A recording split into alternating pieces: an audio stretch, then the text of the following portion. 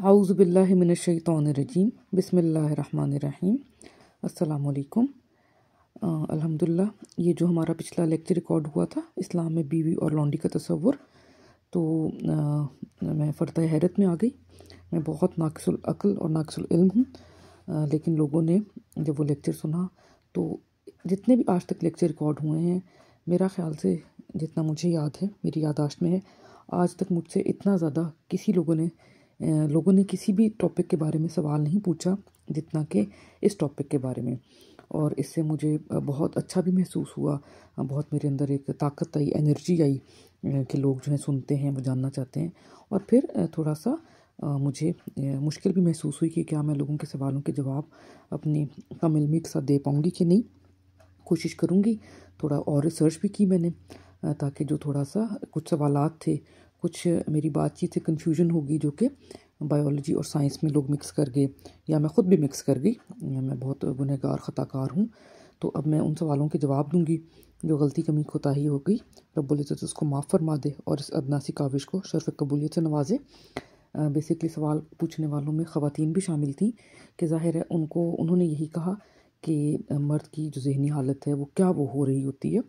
तो उन्होंने पूछा, और मर्दों ने भी सराहा ज़्यादा, क्योंकि उन्होंने इस चीज़ को एक्नॉलेज किया कि मैंने एक औरत होते हुए इस चीज़ को कवर किया है, जो कि शायद ख़वातीन इस टॉपिक पे सवाल होते भी हैं तो नहीं पूछ पाती। तो अब हम शुरू करते हैं उसी तरतीब से, तो अल्लाह ताला मदद करे। अच्छा, सबसे पहली बात कि जो मैंने कहा कि कुरान करीम में ज़िक्र है बिग बैंग का, इसको मैं एक रजू करती हूँ, एक ज़्यादा तफसील में बताती हूँ। बेसिकली सूरह अंबिया की आयत नंबर 30 है, जिसमें रब्बुल इज़्ज़त फरमाता है, बेशक आसमान और ज़मीन दोनों मिले हुए थे आपस में, तो अलग कर दिया हमने उन दोनों को। तो इससे बहुत सारे उलमाए कराम ने ये इस्तिलाह ली है कि इससे बिग बैंग का ज़िक्र है कि बिग बैंग हुआ था। लेकिन जो ये कि एक ही छोटा सा ज़रा या एक ही पॉइंट था, उस पॉइंट से एकदम से बिग बैंग हुआ और ये यूनिवर्स बनी, जो कि साइंस कहती है, तो कुरान करीम में एग्जैक्ट इस तरह की वर्डिंग या इसकी तरफ इशारा नहीं है।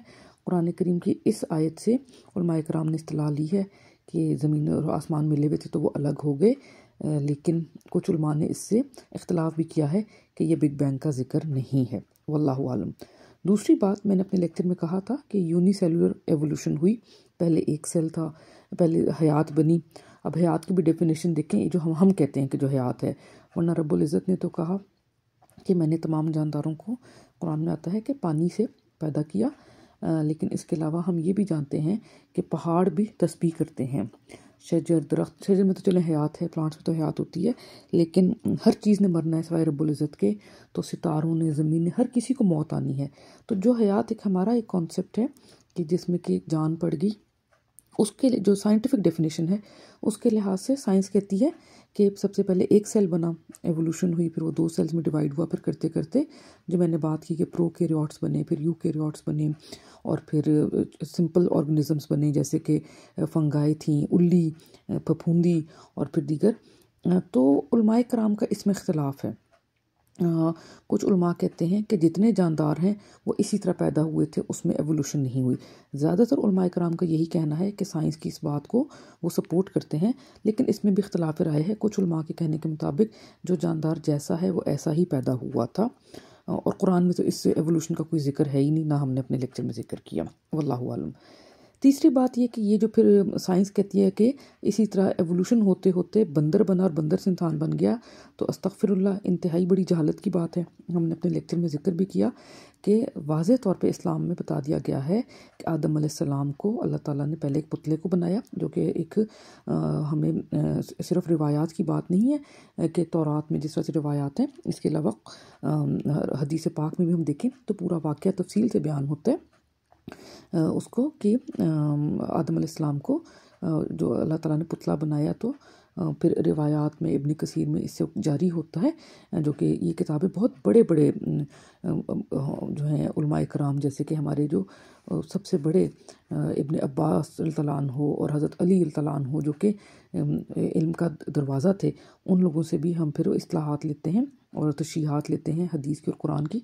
तो उसमें वाज़ेह तौर पर बताया गया है कि आदम अलैहिस्सलाम को पहले مٹی لی اور جو کہ اللہ تعالیٰ نے اپنے ملک کو، اپنے فرشتے کو بھیجا جنہوں نے زمین کے مختلف حصوں سے مٹی اٹھائی.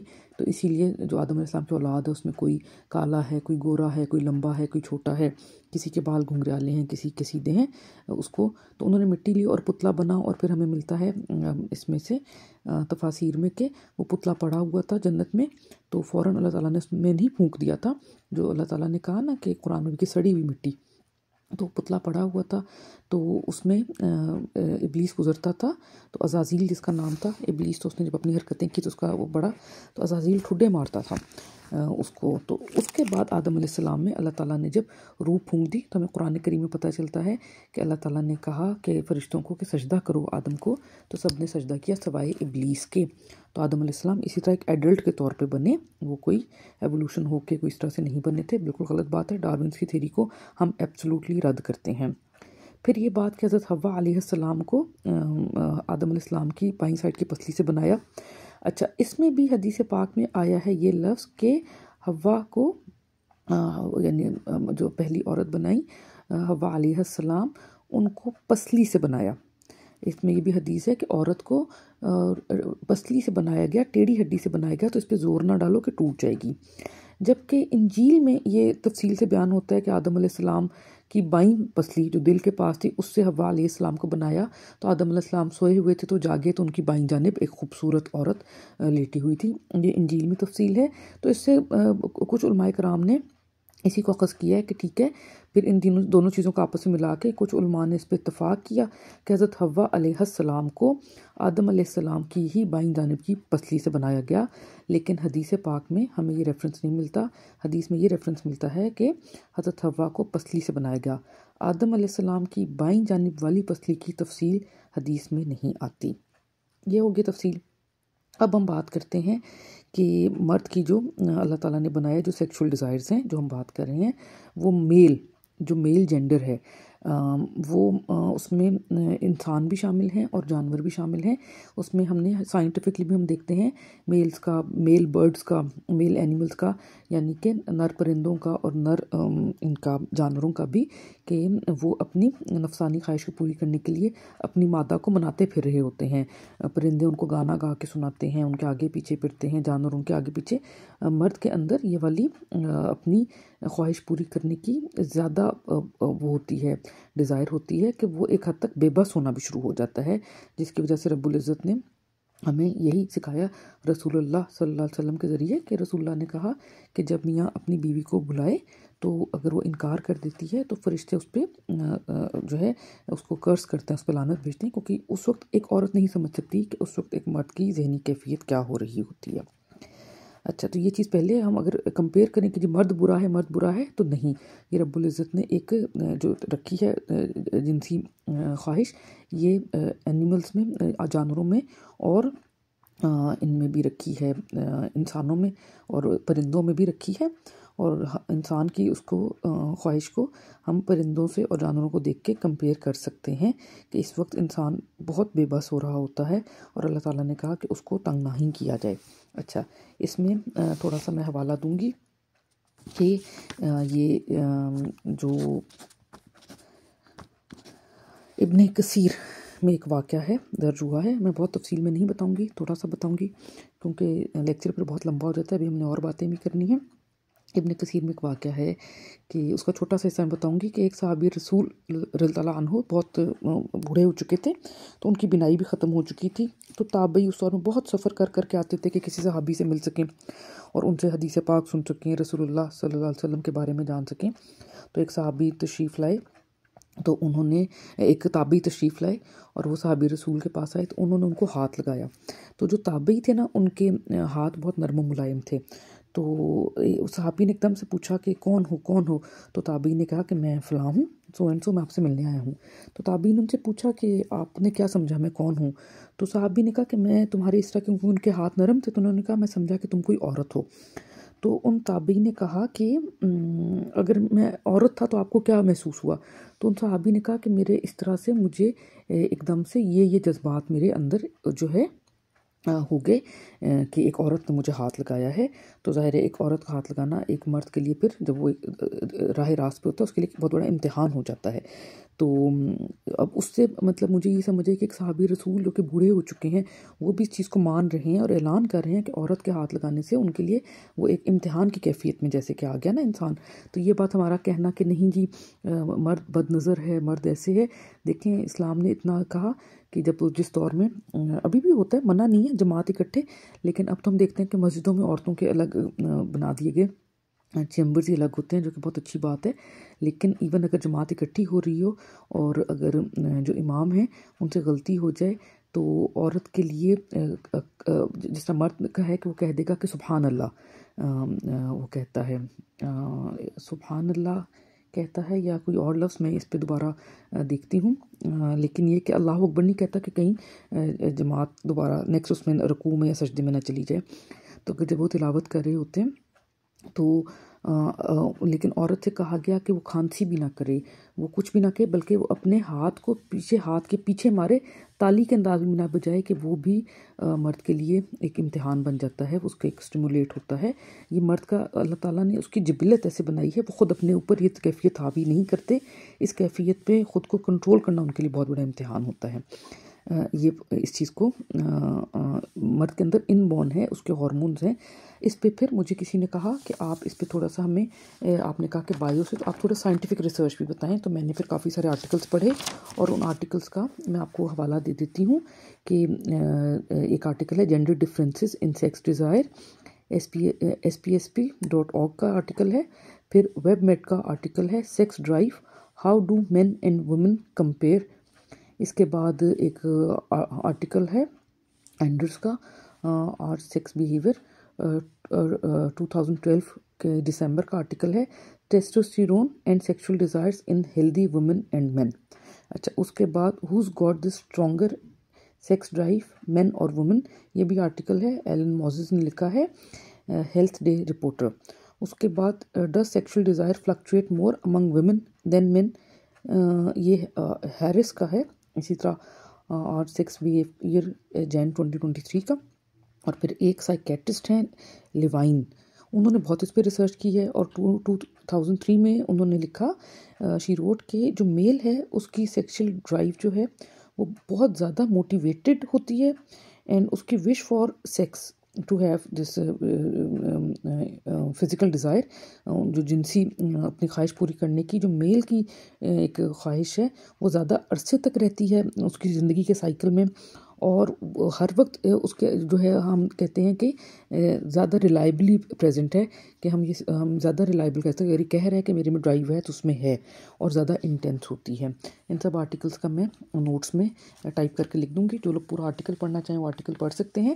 تو ان سب آرٹیکلس نے یہی کہا کہ اس میں کوئی شک نہیں ہے کہ میل کی سیکشول ڈیزائر عورت سے کہیں زیادہ انٹینس ہوتی ہے، اسٹرانگ ہوتی ہے. اور اس میں ایک آرٹیکل میں تھا کہ میل کی ایک ہفتے میں ڈیزائر تقریباً 40 دفعہ ہو رہی ہوتی ہے، جبکہ عورت کی 9 دفعہ ہو رہی ہوتی ہے. اس طرح کے ڈفرینٹ ڈیٹا ہے، 200 آرٹیکلس کو اسٹڈی کیا ہے، 2,000 لوگوں کو اسٹڈی کیا ہے. تو ان آرٹیکلس میں ہر طرح سے لکھا گیا ہے کہ میل کی ڈیزائر عورت سے زیادہ ہوتی ہے، زیادہ فریکوینٹ ہوتی ہے، اور زیادہ وہ اسٹرانگ ہوتی ہے، انٹینس ہوتی ہے. اچھا، اس سے میں ایک یہی بات کروں گی کہ جب ایک انسان ہے، مرد ہے، اللہ تعالیٰ نے اس کو طاقت دی، تو جو راہ راست پہ نہیں ہوتا وہ پھر کیا کرتا ہے کہ جب اس کا حلال طریقے سے پورا نہیں ہو رہا یا وہ اس کو خود راہ راست پہ نہیں ہے، تو مرد کس طرح سے عورت کو یا کسی بھی عمر کی لڑکی کو ریپ کر دیتا ہے. ٹھیک ہے، اس کی جو ہے اس کے لیے اس کو بے عصمت کر دیتا ہے. ٹھیک. اچھا، اس میں میں تو ایک عورت ہوں، تو میں نے اپنے جب یہ سارا تعلیم تھوڑا سا اپنی کوشش شروع کی تو میں نے اپنے میاں سے پوچھا، ظاہر ہے آپ سب سے زیادہ اپنے میاں سے ایک گائیڈنس لے سکتے ہیں. تو میں نے ان سے پوچھا کہ ایک عورت جو ہے جب وہ رو دھو رہی ہے اور وہ گالیاں دے رہی ہے اور برا بھلا کہہ رہی ہے، بددعائیں کر رہی ہے، اس وقت ایک مرد اتنا ایک خوبصورت چیز جو ایک ہوتا ہے کہ محبت کا رشتہ، محبت کا عمل، وہ کیسے کر لیتا ہے، ریپ کیسے کر لیتا ہے، جس میں کہ اصل میں تو محبت ہونی چاہیے. تو میرے لیے بڑی حیران کن بات تھی میں بہت حیران ہوں، ذاتی سی بات کر رہی ہوں، لیکن ظاہر ہے سب کی اس کے لیے ایک مجھے لگا کہ مجھے اس سے ایک بات سمجھ آئی تو باقیوں کو بھی سمجھ آ جائے کہ میرے میاں چونکہ ایک مرد ہیں تو ان کو میرا سوال ہی سمجھ نہیں آ رہا تھا. وہ کہیں مجھے تو تمہاری بات ہی سمجھ نہیں آ رہی کہ تم کیا کہنا چاہ رہی ہو. تو میں نے یہی کہا کہ جی دیکھیں اس کے لیے ایک انگلش میں بھی ورڈ از لو میکنگ، ٹھیک ہے. تو اس میں ایک محبت کی وہ ہے، تو اس میں وہ ایک عورت بددعائیں دے رہی ہے، رو رہی ہے، تڑپ رہی ہے، اور اس کو ایک مرد کیسے ریپ کر لیتا ہے. تو میرے میاں نے کہا کہ میں تو تمہاری بات ہی نہیں سمجھ رہا کہ ایک مرد ہے، اس نے اس وقت جو ہے وہ ایک برا مرد ہے جس کو اس عورت کے باقی دن رونے دھونے سے اثر نہیں ہو رہا، وہ اس کو مار لگا رہا ہے، وہ اس کو کڈنیپ کر کے لایا، وہ ایک برا آدمی ہے. تو وہ جو ایک برا آدمی ہے، جب اس کو اس کے باقی دن رونے دھونے سے فرق نہیں پڑا، تو جب وہ اپنی ایک نفسانی خواہش پوری کرنا چاہ رہا ہے تو وہ تو اس نفسانی خواہش میں بھی اس کو مزہ آئے گا چاہے وہ عورت رو رہی ہے. تو مجھے اس وقت یہ احساس ہوا، اس وقت میری شادی کو 10-12 سال گزر چکے تھے، اور مجھے اس وقت یہ احساس ہوا کہ مرد کی اس مینٹل سٹیٹ کو ہم عورتیں نہیں سمجھ سکتی. ہم اندازہ لگانے کی کوشش کر سکتی ہیں بٹ ہم سمجھ نہیں سکتی کہ وہ کس مینٹل سٹیٹ میں جاتا ہے. اچھا، اب اسی مینٹل سٹیٹ پہ بڑا ایک حساس ٹاپک ہے، لیکن چلیں مجھے لوگوں نے کہا، ہمت دلائی کہ آپ بات کریں. انسیسٹ کیا ہوتا ہے؟ مرد جو ہے یہی جنسی تعلق اپنی جو ہیں جو رشتے قرآن نے پھر حرام قرار دیے ان سے بھی قائم کر لیتا ہے. مرد تو جو ہے جب شیطان اس پہ حاوی ہوتا ہے، پھر شیطان مرد کو کہتا ہے نا کہ یہ کام کرو، تو مرد تو عورتوں کو بھی نہیں چھوڑتا، جو ہے عورتوں کو بھی نہیں چھوڑتا، بچوں کو بھی نہیں چھوڑتا، استغفر اللہ، مرد تو مردار میت کو بھی نہیں چھوڑتا، جانور کو بھی نہیں چھوڑتا جن پہ جب شیطان حاوی ہو جاتا ہے. تو جو مرد ہے وہ اپنی ماں کو، بہن کو، بیٹی کو بھی نہیں چھوڑتا. اچھا، اس کا واضح ثبوت ہے، ایک حدیث پاک ہے کہ حضرت ابوبکر صدیق رضی اللہ عنہ، رسول اللہ کے سب سے پیارے دوست صدیق اکبر، وہ ایک دفعہ کمرے میں بیٹھے ہوئے تھے، تو اپنی بیٹی کے ساتھ بیٹھے ہوئے تھے، اپنی شہزادی کے ساتھ بیٹھے ہوئے تھے. تو رسول اللہ صلی اللہ علیہ وسلم تشریف لائے تو رسول اللہ نے پسند نہیں فرمایا. تو ابوبکر صدیق رضی اللہ عنہ نے فرمایا کہ رسول اللہ یہ تو میری بیٹی ہے. تو آپ علیہ السلام نے فرمایا کہ شیطان سو تو نہیں رہا. تو ظاہر رسول اللہ کو حضرت ابوبکر صدیق جیسے آیا پائے کے انسان پہ تو پورا بھروسہ تھا، لیکن یہ سارے واقعات ہماری تربیت کے لیے ہیں کہ رب العزت نے یہ جو ڈیفینیشنز رکھی ہیں، یہ جو باؤنڈریز رکھی ہیں، یہ اتنی بڑی بڑی ہستیوں کے لیے رکھی تاکہ ہم ان کو فالو کریں اور ہم بھی ان کے مطابق ان چیزوں سے خود کو بچائیں. اتنی بڑی بڑی ہستیوں پہ اللہ تعالیٰ نے اگزامپل دی تاکہ ہم جو ہیں اس چیز کو سمجھیں اور اپنی حدود کو استوار کریں. اور مرد کے لیے بہت بڑی آزمائش ہے، اس لیے رب العزت نے شادی کا بہترین ایک رشتہ قائم کیا کہ شادی کرو اور تاکہ باقی غلط کام نہیں کرو. اور ابھی بھی کچھ ایسے دین ہیں، کچھ مذاہب ہیں، کچھ قومیں ہیں جن میں بہن سے شادی الاؤڈ ہے. وہ لوگ اس مارے کہ جائیداد باہر نہ جائے، یہ جو ہے حکومت باہر نہ جائے. ہمیں پتہ ہے جو کلیوپیٹرا تھی، جو آخری فرعون بادشاہ تھی، فیمیل تھی. فرعون ایک تو نہیں تھا، فرعون تو بہت سارے تھے، تو جو آخری فرعون تھی جس کے بعد یہ سسٹم ختم ہوا کلیوپیٹرا نے، اس لیے کہ اس کی سلطنت جو ہے وہ بٹوارے میں نہ جائے، کلیوپیٹرا نے اپنے بھائی سے شادی کی تھی. اسی طرح ابھی بھی ہمیں پاکستان کے کچھ ایسے دین ہیں جس میں کہ میں اس طرح نہیں کہنا چاہتی کہ پھر وہ الزام میں آ جاتا ہے کہ وہ لوگ اگر کہتے ہیں کہ نہیں ہم نہیں بھی کرتے، لیکن کچھ ڈیٹا یہ کہتا ہے کہ وہ لوگ اپنی بہنوں سے شادی کرتے ہیں، ان کے دین میں الاؤڈ ہے. تو واللہ عالم. تو یہاں اس لیکچر کو ختم کرتے ہیں، کچھ جواب پھر میں نیکسٹ لیکچر میں دیتی ہوں. جزاکم اللہ خیر.